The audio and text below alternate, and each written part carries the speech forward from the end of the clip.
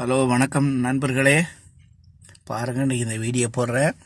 இது நாங்கள் கத்தார்லேருந்து போடுறோம். சரி, நீங்கள் மக்கள் அனைவரும் பாருங்கள். அன்றைய கால உணவு என்னன்றதை பாருங்கள். நாங்கள் இந்த உணவு அருந்துகிறோம். பழைய அதாவது சோறு சொல்லுவாங்க. நைட்டு நாங்கள் சமைச்ச சோறு எடுத்து அதில் நீங்கள் தண்ணி ஊற்றி வச்சுருந்தேன்.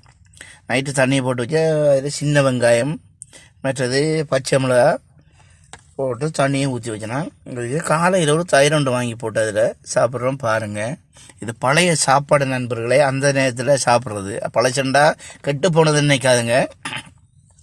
இது அந்த நேரத்தில் உள்ளவங்க இப்படி தான் சாப்பிடுது. நல்ல வயல் வேலை அது இதெல்லாம் செய்வாங்க. நல்ல உடம்புக்கு நல்ல ஆரோக்கியமான ஃபுட்டு சாப்பாடு.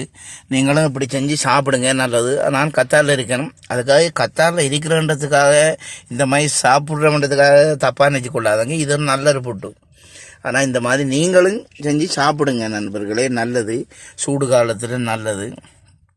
சரியாக வெயில் அடிக்கும். இங்கே உடம்புக்கு ஆரோக்கியமாக இருக்குது. நல்லது ஹெல்த்து போட்டு. இப்போ சொல்கிறாங்க வர்க்கர் பீஸா இதெல்லாம் ஹெல்த்து போட்டு நல்லா இருக்குன்னு சொல்லுவாங்க.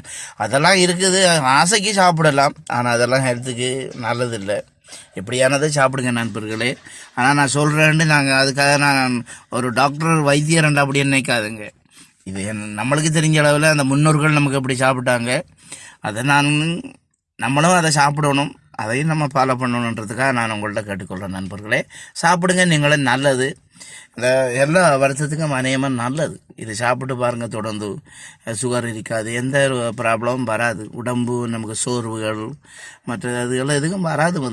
நடக்கும் போது களைப்புத்தன்மை அப்படியே அதுவும் வராது. நல்லது நண்பர்களே, நீங்களும் சாப்பிடுங்க.